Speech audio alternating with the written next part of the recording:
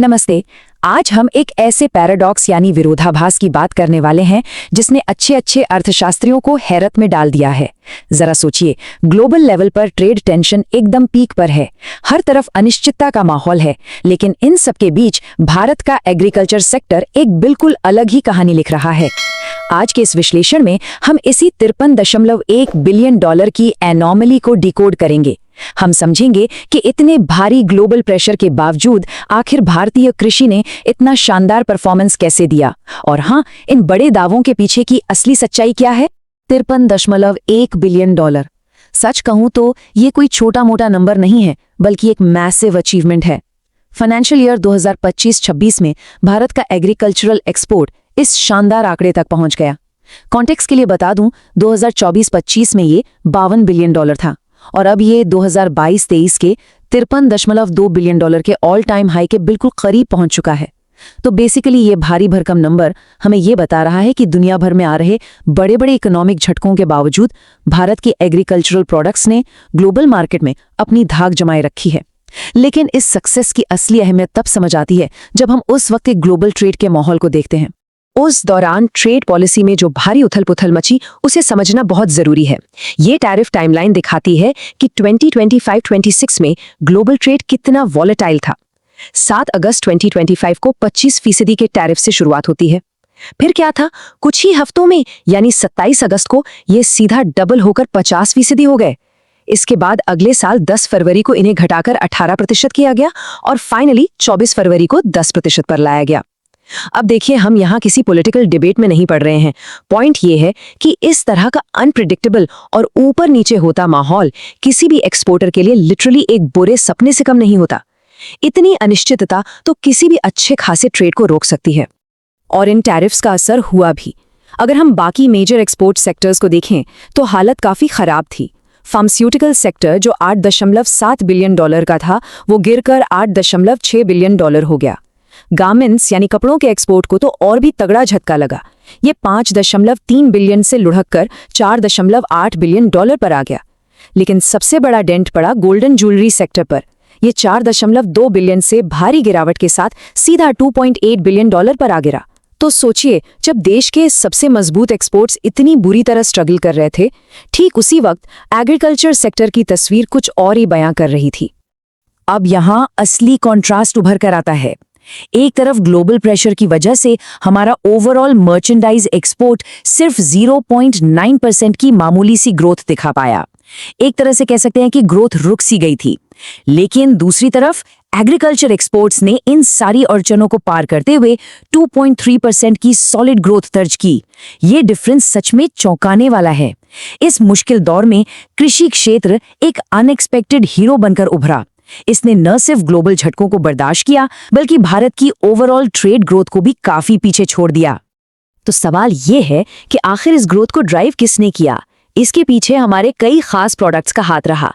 Basmati rice की export में भारी उछाल देखने को मिला, जो हमेशा से हमारा एक स्ट्रॉन्ग पॉइंट रहा है। मरीन प्रोडक्ट्स और मसालों ने भी गजब का परफॉर्मेंस दिया। मसालों में बात करें तो हमारी मिर्च, जीरा, हल्दी और पुदीना की इंटरनेशनल डिमांड बहुत ही जबरदस्त रही। इसके अलावा नॉन बासमती चावल और ताज़ी सब्जियों के एक्सपोर्ट ने भी इस रिकॉर्ड ग्रोथ में बहुत बड़ा रोल प्ले किया। और हाँ, यहाँ एपेडा का जिक्र करना भी बनता है, जिसने इन सब कृषि उत्पादों को ग्लोबल मार्केट तक सुरक्षित और बिना किसी रुकावट के पहुंचाने में एक बहुत ही क्रिटिकल भूमिका निभाई। लेकिन रुकिए, 53 बिलियन डॉलर के इस चमकदार आंकड़े से थोड़ा आगे बढ़ते हैं और डेटा के अंदर झांक कर देखते हैं, क्योंकि असली कहानी अक्सर सतह के नीचे होती है। इसे समझने के लिए हमें एग्रीकल्चरल ट्रेड बैलेंस को देखना होगा। आसान भाषा में कहें तो हम जितना कृषि उत्पाद बाहर बेचते हैं और जितना बाहर से खरीदते हैं, उसके बीच का अंतर। हिस्टोरिकली भारत हमेशा से नेट एक्सपोर्टर रहा है, मतलब हम खरीदने से ज्यादा बेचते आए हैं। लेकिन अब इस स्ट्रक्चर में कुछ ऐसी कमजोरियां उभर रही हैं जिन्हें समझना हमारे लिए बेहद जरूरी है। और सबसे बड़ी कमजोरी जो सामने आ रही है वो है रॉ कॉटन यानी कच्चा कपास। एक वक्त था जब भारत कच्चे कपास का दुनिया भर में डंका बजाता था। हम इसके बहुत बड़े एक्सपोर्टर थे। लेकिन अब हम एक भारी नेट इंपोर्टर बन गए हैं। जरा इन आंकड़ों पर गौर कीजिए। 2025-26 में हमने $1.9 बिलियन का कच्चा कपास बाहर से खरीदा, जबकि इसके मुकाबले हमारा एक्सपोर्ट सिर्फ $560.7 मिलियन पर ही सिमट गया। मतलब एक्सपोर्ट के मुकाबले इंपोर्ट लगभग 3 गुना से भी ज्यादा। ये कोई ओवरनाइट बदलाव नहीं है, बल्कि एक ऐसा बड़ा स्ट्रक्चरल शिफ्ट है जो हमारी इकोनॉमी के लिए एक सीरियस रेड फ्लैग हो सकता है। अब आप सोच रहे होंगे कि ऐसा हुआ क्यों? हमारा ये मजबूत सेक्टर अचानक दूसरों पर इतना डिपेंडेंट कैसे हो गया? इस कॉटन वल्नरेबिलिटी के पीछे सबसे बड़ी वजह है घरेलू उत्पादन का गिरना।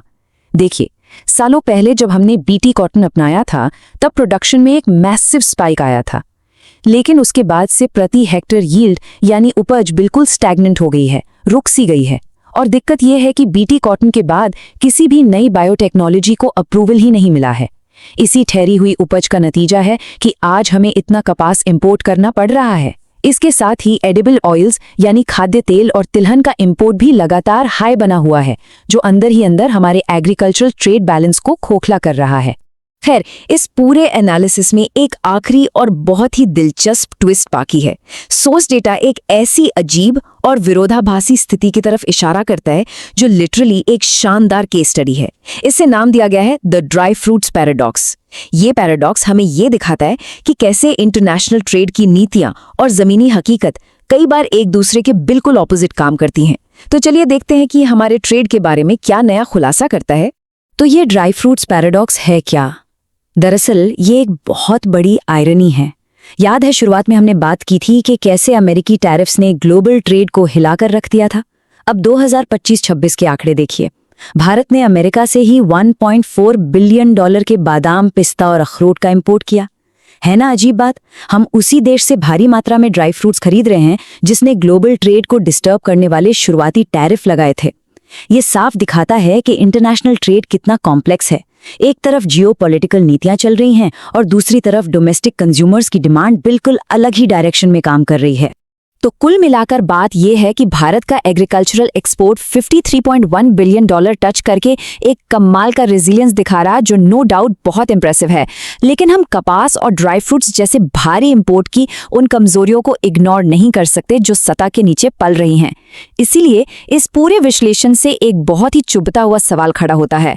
जब हमारी घरेलू उपज ठहरी हुई है, तो एक्सपोर्ट की ये चमक आखिर कब तक हमारी बढ़ती इंपोर्ट कमजोरियों पर पर्दा डाल पाएगी? क्या ये बूम लॉन्ग टर्म में सस्टेनेबल है? इस पर जरूर सोचिएगा।